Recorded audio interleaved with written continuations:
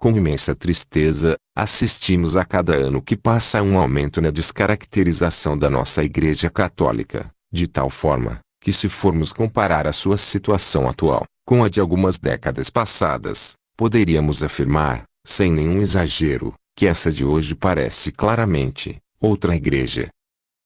Ninguém, de modo algum, vos engane, porque primeiro deve vir a apostasia, e deve manifestar-se o homem da iniquidade, o filho da perdição, o adversário, aquele que se levanta contra tudo o que é divino e sagrado, a ponto de tomar lugar no templo de Deus, e apresentar-se como se fosse Deus. Há algumas décadas, muitos eclesiásticos de importantes congregações, já contaminados pelo espírito de rebeldia, começaram a adotar o seguinte discurso: precisamos abrir a igreja, para conseguirmos conquistar a humanidade. E o que realmente ocorreu? Sim, conseguiram não só abrir a igreja, mas escancarar suas portas ao mundo. E aí, qual foi a consequência trágica dessa leviandade, que os primeiros rebeldes não conseguiram minimamente imaginar? Com as portas escancaradas, antes de a igreja tomar pé no mundo, aconteceu simplesmente um movimento inverso. O mundo tomou de assalto a igreja e a secularizou. E foi por causa dessa apunhalada que ela vem sangrando há vários anos sem parar. O organismo começa a agonizar. E lamentavelmente, esse é o ponto em que se encontra a Una e Santa Igreja Católica Apostólica neste momento. Ela agoniza, em consequência da apostasia de seus pastores e de seu rebanho. Chegamos ao grande momento. A fé está agora na presença não de uma heresia particular como no passado, como ocorreu quando enfrentou a Revolução Protestante, 300 a 400 anos atrás. O inimigo que a fé tem de enfrentar agora, e que pode ser chamado de o ataque moderno, é um assalto indiscriminado aos fundamentos da fé, à própria existência da fé. E o inimigo, que agora avança contra nós, está cada vez mais consciente do fato de que não pode haver qualquer neutralidade. As forças, que agora se opõem à fé, têm o propósito de destruí-la. A batalha é doravante travada em uma linha definida de clivagem, envolvendo a sobrevivência, ou a destruição da Igreja Católica.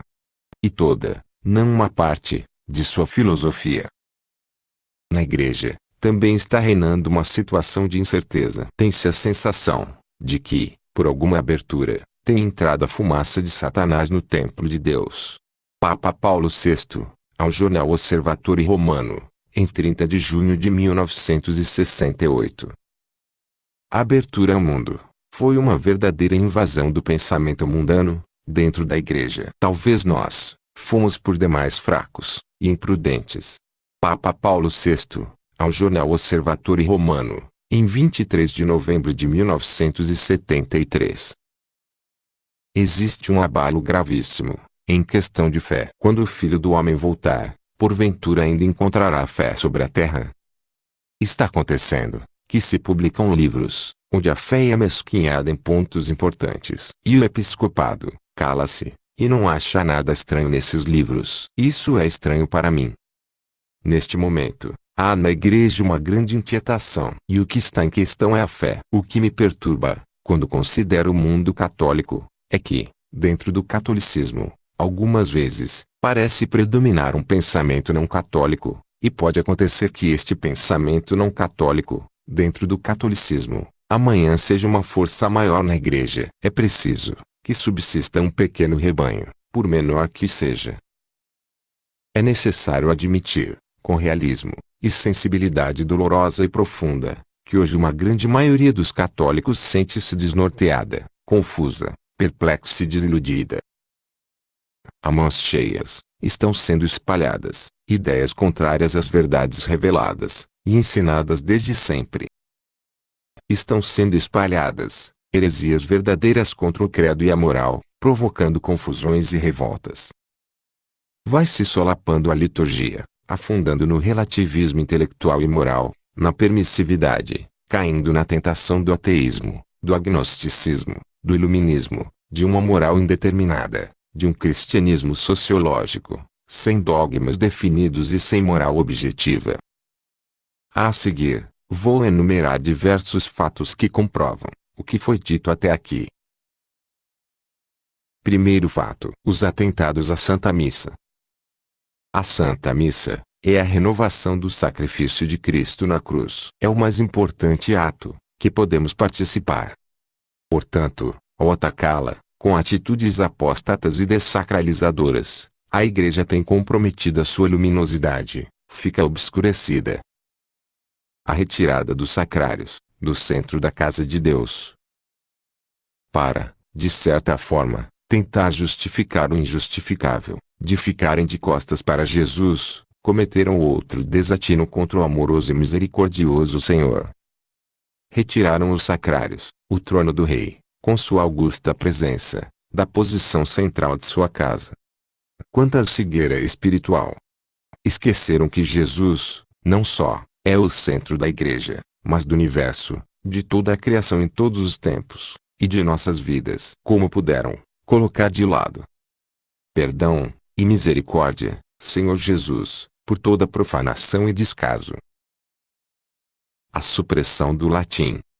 A celebração da Santa Missa em latim, a língua oficial da Igreja, e que nunca foi suprimida, como muitos equivocadamente acreditam, expressa unidade, faz unidade e torna-se imprescindível o retorno de seu uso, se realmente um dia pretendemos voltar a ter a Igreja unida. O abandono do missal romano. É raríssimo encontrar hoje um sacerdote que celebre usando o missal. A grande maioria usa os livretos, que foram resumidamente impressos para socorro e acompanhamento dos leigos. Essa atitude, do não uso do missal, não só empobrece a celebração, como compromete a unidade litúrgica, além de demonstrar descaso com tão sublime ato. Muitos são os abusos litúrgicos na Igreja de hoje. A remoção do crucifixo do altar, a banalização das vestes sacerdotais, o descaso no ofertório, a frieza na consagração, a dessacralização da comunhão, homilias vazias, celebrações apóstatas, dessacralizantes, e até hereges. Missas crioula, afro, com uso de telão, e culto ecumênico em lugar da missa. Não participe dessas farsas ofensivas à verdadeira Santa Missa e ao autêntico catolicismo, e que agravam os céus. As tão decantadas inculturação litúrgica, e atratividades aos fiéis, implantadas pelos modernistas, ecumenistas e alianças preta, da teologia da libertação, na verdade rompem com o tecido inconsútil da Igreja, quando quebram a unidade litúrgica, daquela que é católica e apostólica. E o mais grave em tudo isto, caracterizam-se claramente por serem ações cismáticas. Assistimos ainda à extinção do canto gregoriano, durante a celebração da Santa Missa, e, em muitas paróquias, a adoção de música popular, com a utilização lamentável de violões, guitarras, baterias, gaitas e pandeiros. Todos esses, que assim permitem e agem, são apóstatas, profanadores, e coveiros da sacralidade, e da espiritualidade, da verdadeira Igreja Católica.